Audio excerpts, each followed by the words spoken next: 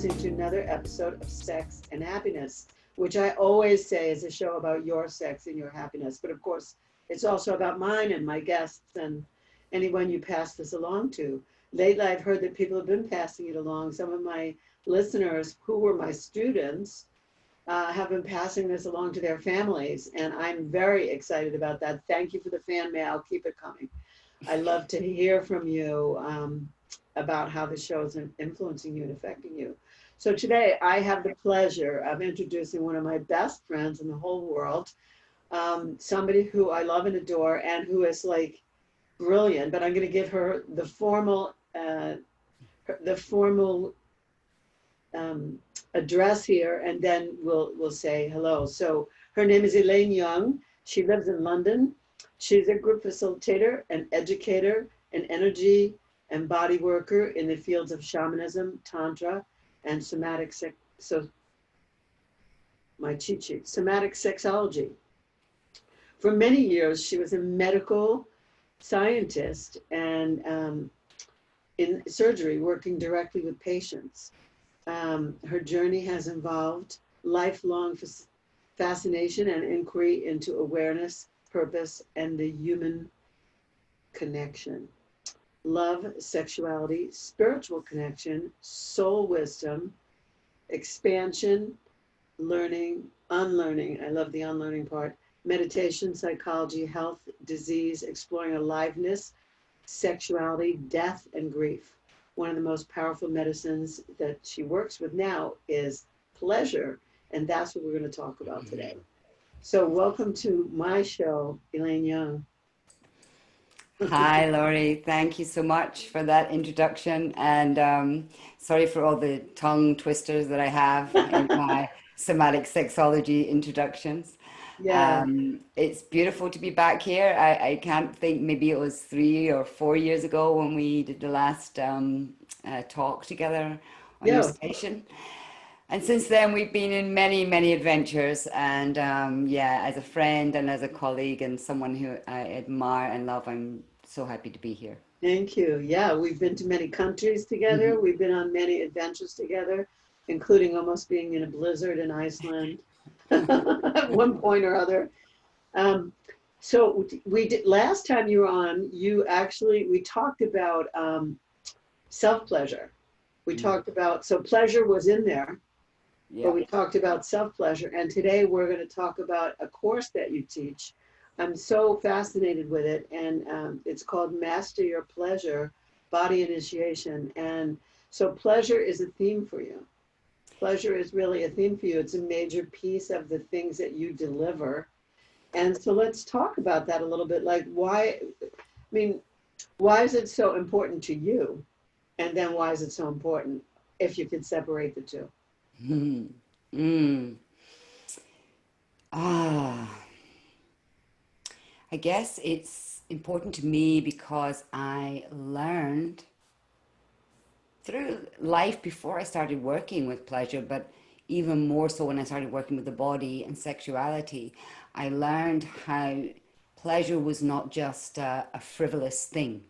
I learned that pleasure was actually, on so many levels, as you said in the introduction, a huge healing modality in the sense of the physical body and all the chemicals that get released when we feel pleasure from our brain and our bodies get doused and all those, to our emotional body and how that helps us feel joy and loved and yeah, alive, right through to the energy body, which I like to work with, which is this part of us, that the aura that's beyond the skin, and Yeah. actually it also gets nourished massively by pleasure.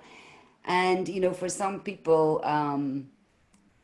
nowadays, often there can be this attachment to like pain and anger and sadness being noble and being the way to heal. And so it became very clear to me that as much as those things are important, in fact, one of the other things I work with really deeply is grief, and both are connected. The capacity for both are connected. Yes. It became really important to me to see like, hey, this changed my whole being. This changed my whole experience and blew apart my beliefs about what pleasure was. For me, up until then, I guess pleasure was a small thing that happened maybe when you ate great food or you had great sex, you know, that was the two things. And then I realized actually it's this huge expansion of multiple different types of experiences.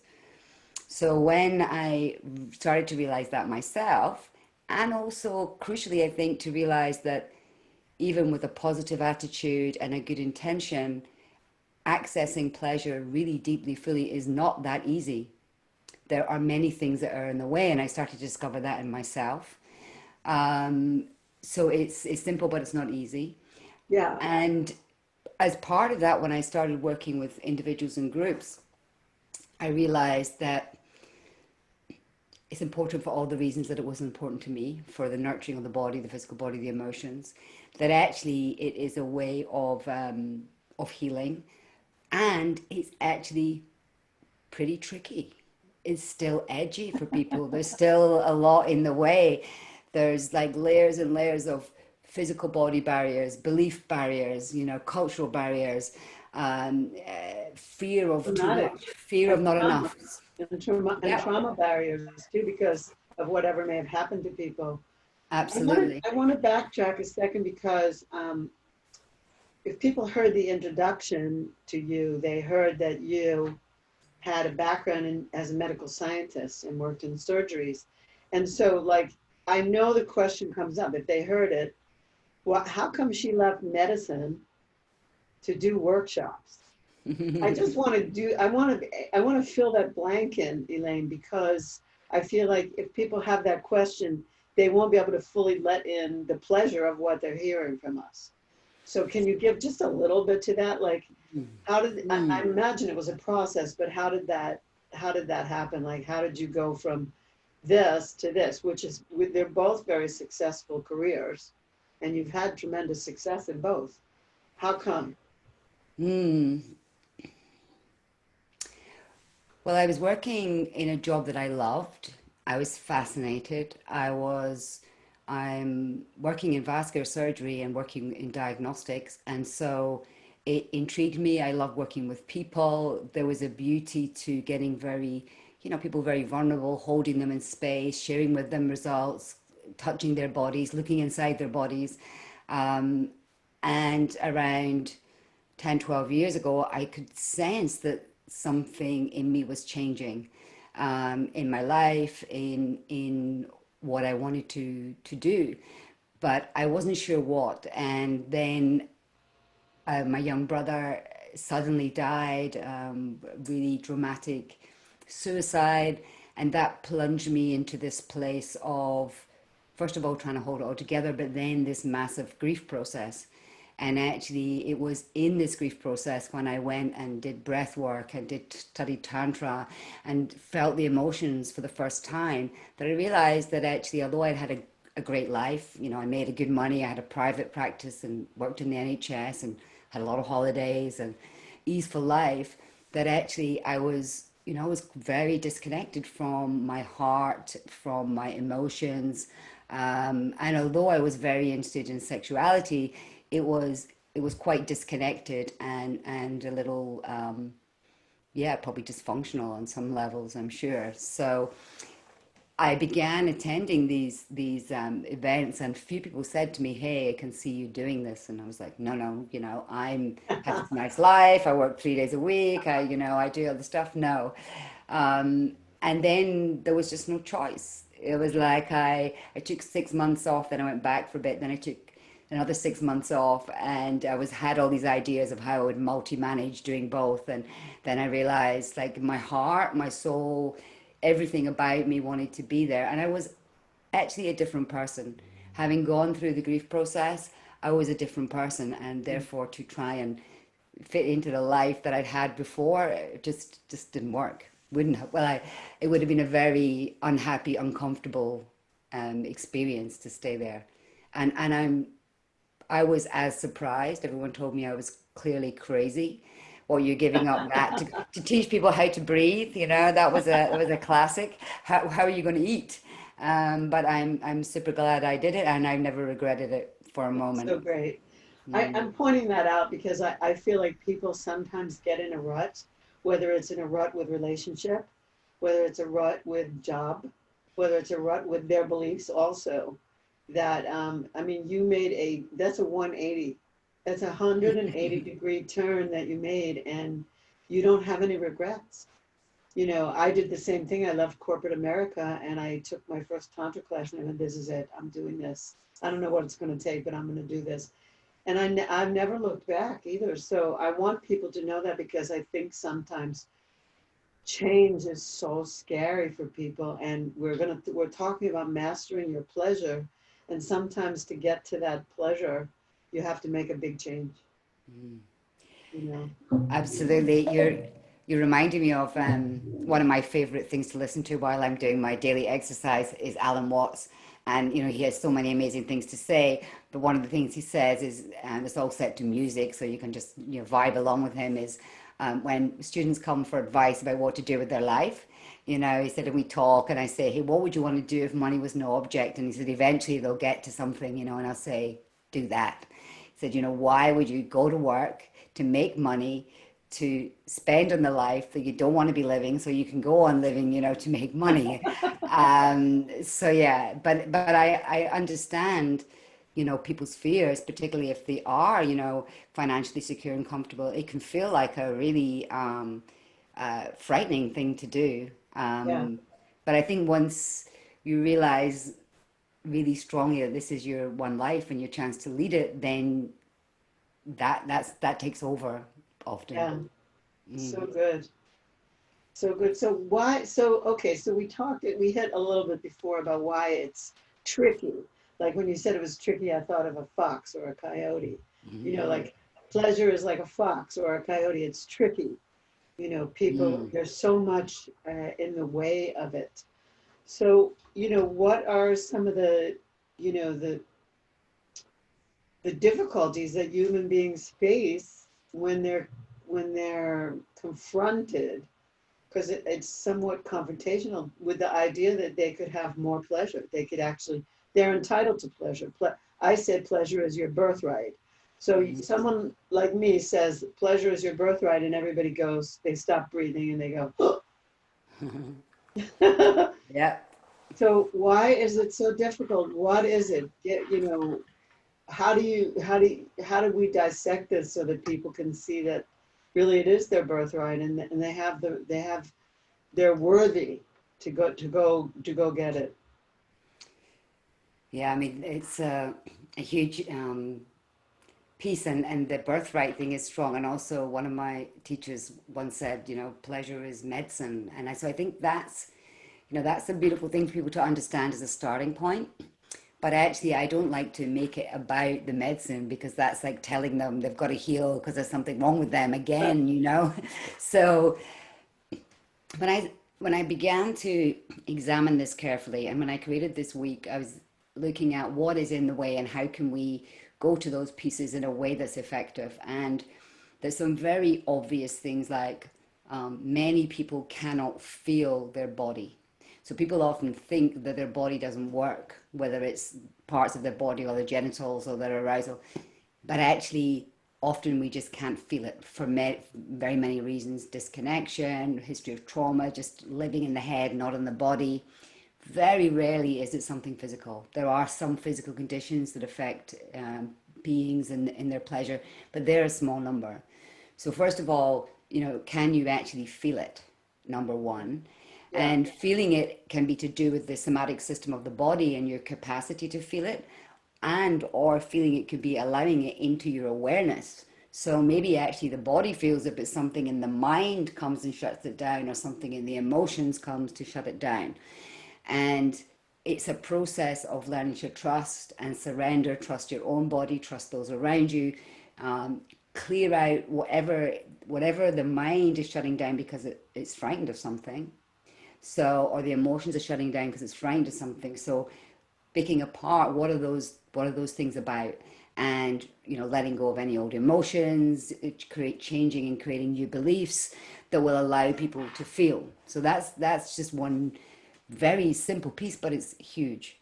And then there's the whole cultural thing, and of course you and I both work in different countries with people of many cultures, but there's the whole cultural piece where some religions tell us pleasure is shameful, you will go to hell, you know, Right, right. all of that stuff, and pleasure is not godly. So you know, if you're spiritual, then you sexual pleasure is something that you should not be connected to. So there's a yeah, there's this kind of big moral, ethical, cultural piece. And then there's this the fact that actually we have what a great title somewhere that I read where someone called something sanitizing eros, where actually, you know, looking at pleasure and sexuality and erotic energy and, you know, cleaning it up, sanitizing our sexual, and because it's not clean, it's not okay, it's not wholesome. So on a, even in the media, in the places where it looks like they're promoting sexuality in the movies or in, you know, they're using it in a way to sell, and they're not using it in a way to say, hey, this could be you. It's something separate. So this kind of massive sanitizing of eros and also pathologizing of sex. So most of what we learn to do with sexuality as youngsters is what diseases can I get? What I mustn't get pregnant. So actually, it becomes, you know, something to be afraid of rather than Yeah, something to be yeah. open to. Rather than something that you're so like you can't wait for, so Yeah, exciting. It yeah. should be this wonderful thing. Yeah, and then it's like, oop, well, that's scary. I'm not going to do that. So yeah, And one other piece which is really key for a lot of people I've noticed, the more and more people that I have worked with in this, is the fear of overwhelm.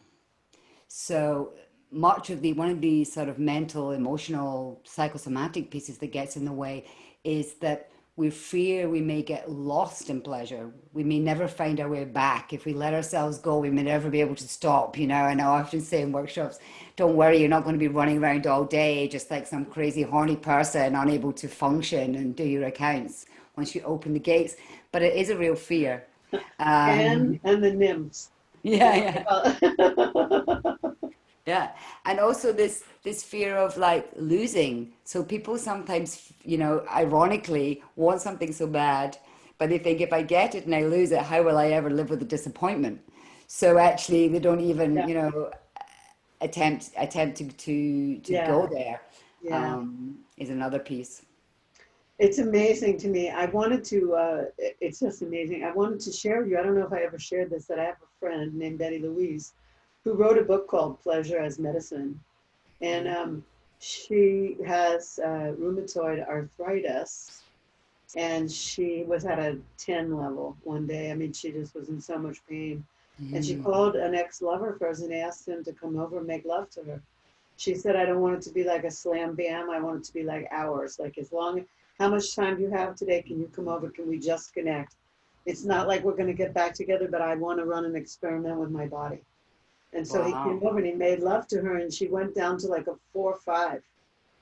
Her like all the endorphins and everything that got freed in her Mm. body went made the pain go down to 4 or 5, and she just went, that's it. Oh, it was all it was sparked because she was listening to Marvin Gaye's Wow. Sexual Healing, and she just said, I'm calling this person up. I have to experiment with my body. Wow. Yeah, so you can use that story if you want. I can also Yeah. introduce you to her, but she found that having a sexual encounter that lasted for, and that was primarily to produce pleasure in her body, made the pain levels go down in her body.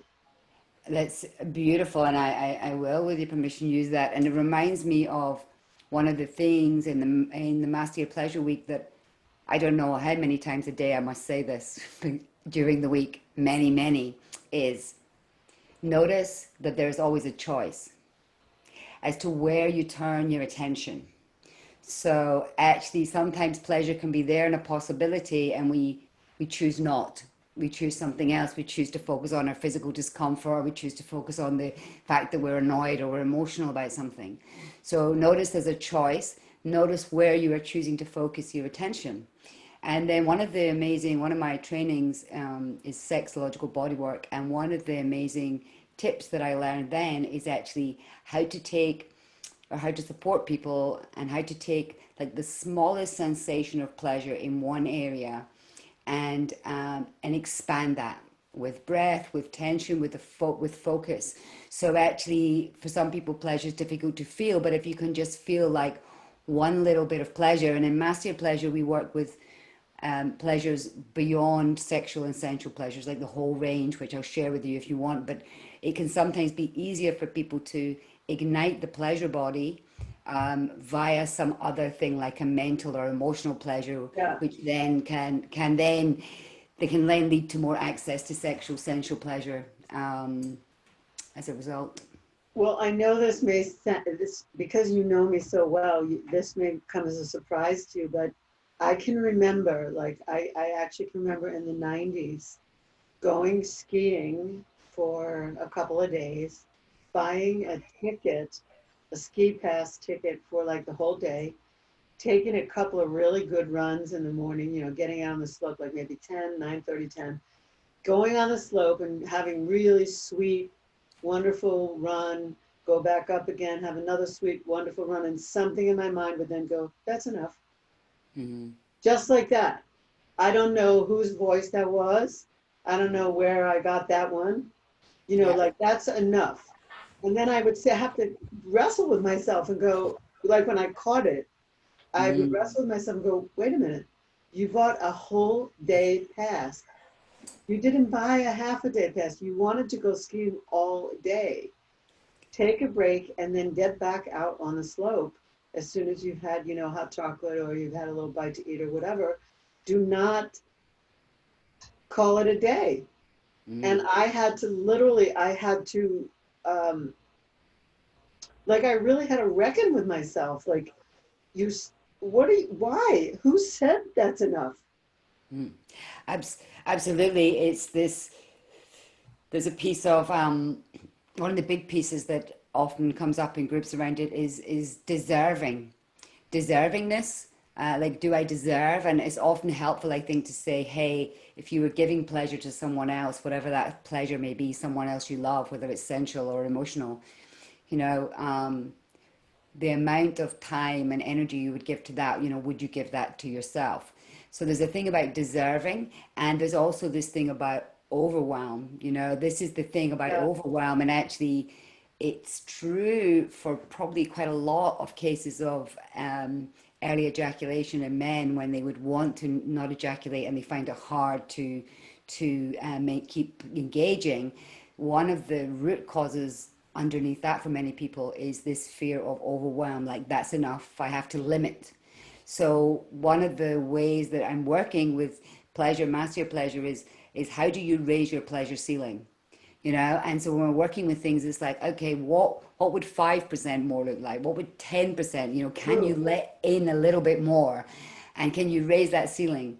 So that's definitely there, but also the the way I picture them is like every time you have an experience and you open and your body holds pleasure, it opens and then maybe it closes back a little, and then it opens and it closes. So this way of somatics, opening and closing, that's why I wanted to do 7 days, because my reckoning was, if for 7 days all you do is go to the pleasure body in different ways, in different levels, with different kinds of pleasure, through different routes, these openings are more likely to stay more open. So many people can have amazing pleasure experiences.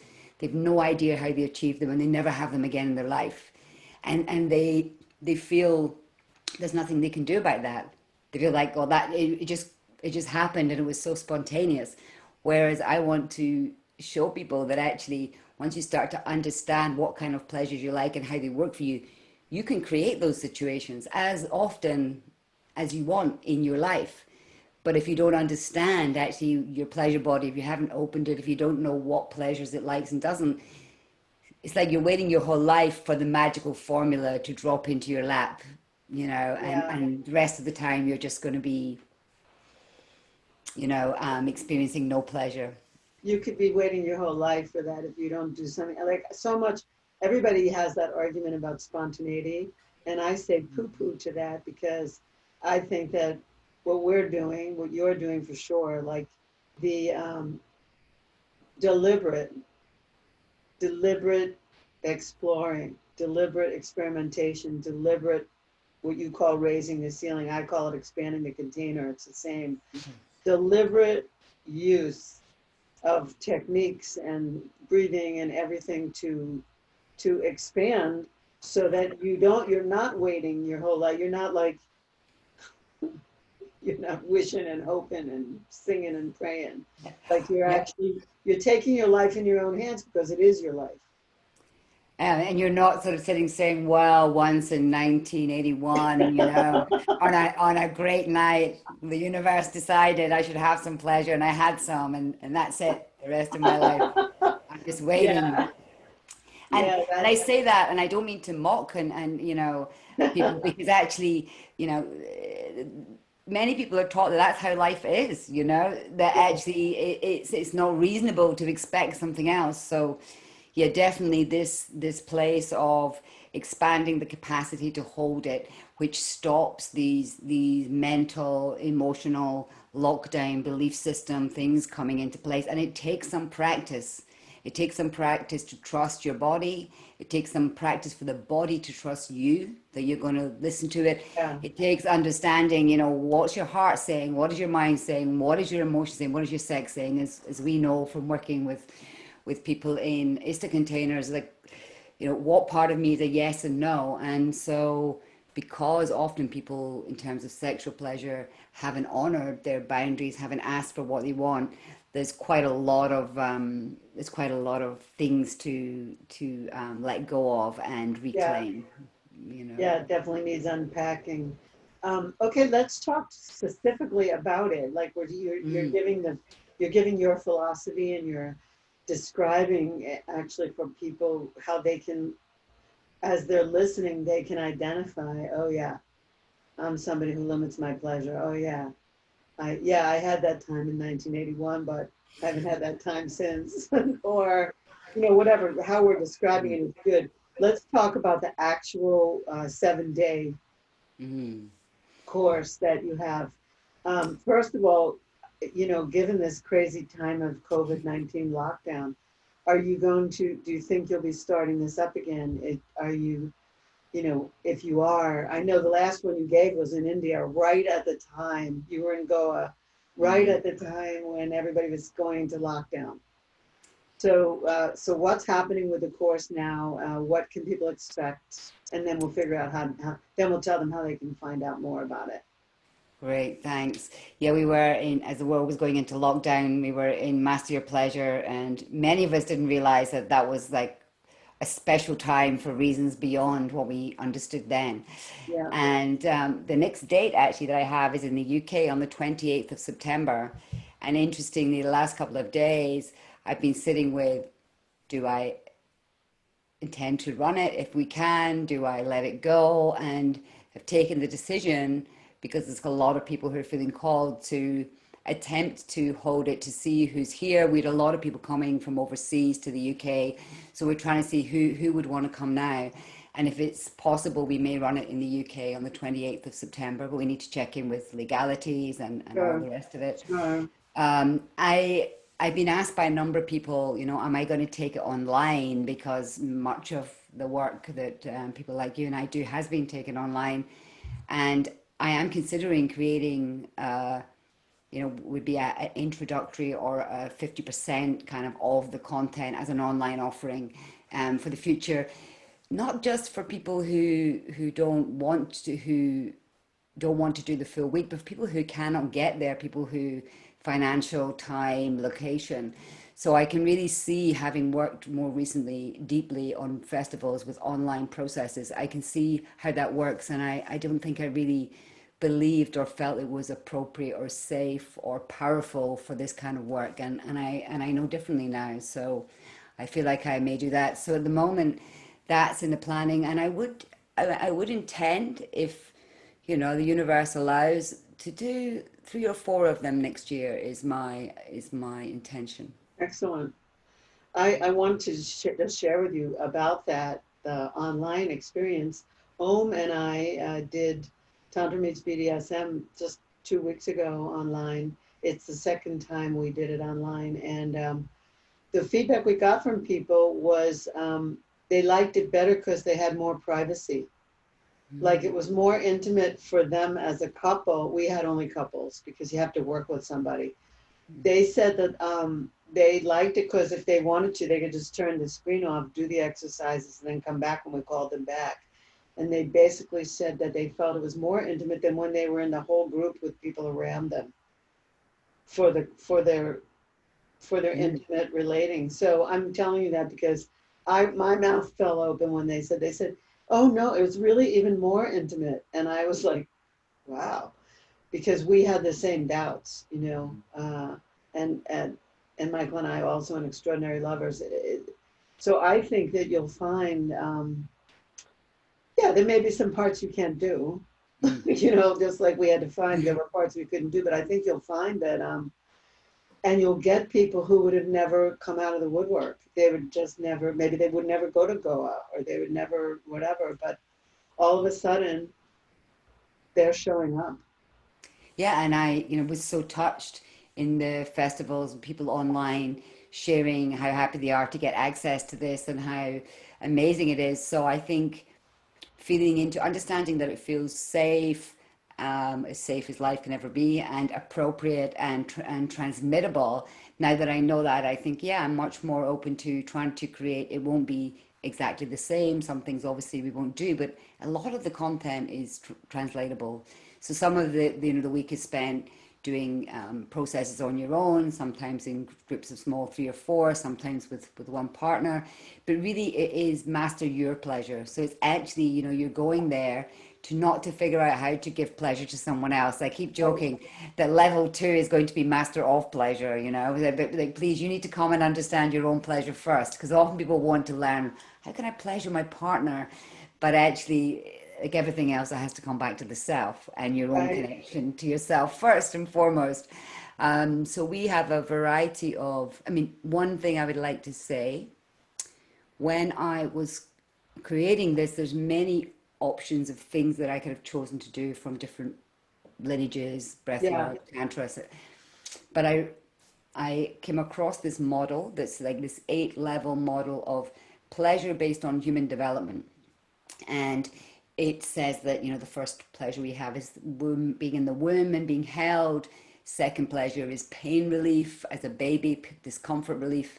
Then it goes on to laughter, games, and play, elemental pleasure. You've got mental, emotional, sensual, sexual, spiritual. And what I realized was actually that often the capacity to not drop into those more earlier pleasures, for example, the relaxing in the womb is about surrender.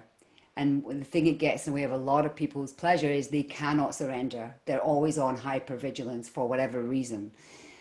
One of the big pieces is the third level of like elemental games and play and laughter. People have lost the capacity to be playful, to be innocent. And that also has ramifications in our sensual, sexual connections. Sure it So does. so the week kind of works through the model of going through these levels so people can see, because for some people one level is a big block, for some people they've got things going on in every level, for some people it's just a few tweaks. And so some people come who have like literally no experience or confidence in experiencing pleasure at all, and some people come who are like pleasure veterans but want to learn more ways to do things. Yeah. So we're using breathwork journeys, we're using different types of sensate focused mapping, somatic techniques from sexological bodywork. We're using sometimes dance, bit of tango that Bernard brings in so people can look at the games and play level. Work with like belly laughter.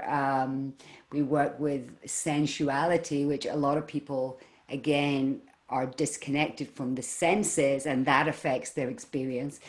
And ultimately, we're looking at where is the access to the spiritual bliss channel that can arise, because when you asked me at the very beginning, you know, why was pleasure important to you and why is it important for others? Before I started speaking, the first thing that came to my mind was actually something different to what I said. And what came to my mind was we are amazing beings. We have these incredible bodies. We have this incredible energy capacity. We have this incredible spiritual, magic capacity. It's important because we have the capacity to experience it. So it's it's dreadful if we don't. It's dreadful if we Yeah. spend the whole time walking around living this life and not having access to that. You know, I always tell people if we weren't meant to have pleasure, then we wouldn't have been born in skin. We would have been born in wood, metal, or glass, or something that's, like something that doesn't feel. This is like this amazing thing. Yeah. And it has access to everything that you just said. It's so, so amazing. All right, well, we're kind of out of time. So how can they find you? What's the best way to find out about Master Your Pleasure, whether it's live in person or whether it's live online with, however you decide to go, how should they access you? So I'm not the most, technology, social platform savvy person, but the easiest way to find me is by my website, which is thetantricshaman.com. And you can, I'm sure, put that on your Yeah, we will. We'll put that in the comments.